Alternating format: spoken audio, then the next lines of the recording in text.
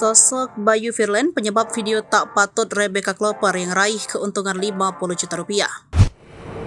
Sosok Bayu Firland menjadi pembicaraan hangat karena terbukti sebagai orang yang menyebarkan video tak patut Rebecca Klopper.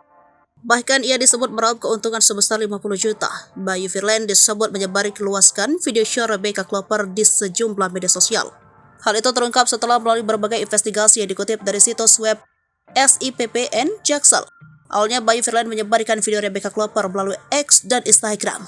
Ia lantas mengarahkan orang-orang ke link Telegram dan mematok harga Rp50.000 sampai Rp300.000 ke pembeli yang telah bergabung di Telegram.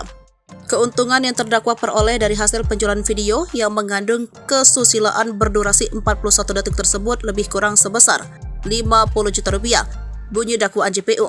Ia pun secara sadar telah menggunakan uang tersebut untuk membeli motor Honda Scoopy 23 juta dan iPhone 11 Pro Max 7 juta, serta handphone lainnya sebesar Rp3 juta, dan sisanya terdakwa pergunakan untuk kebutuhan terdakwa sehari-hari lanjutnya.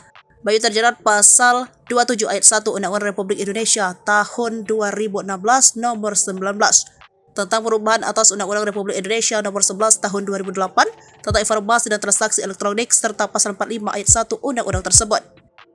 Tak hanya itu, Bayu Firland juga didakwa atas tuduhan memproduksi, membuat, memperbanyak, menggandakan, menyebarluaskan, menyiarkan, mengimpor, mengekspor, menawarkan, memperjualbelikan, menyewakan, atau menyediakan pornografi. Atas perbuatannya, Bayu dianggap melanggar pasal 4 ayat 1 junto pasal 29 Undang-Undang RI nomor 44 tahun 2008 tentang pornografi.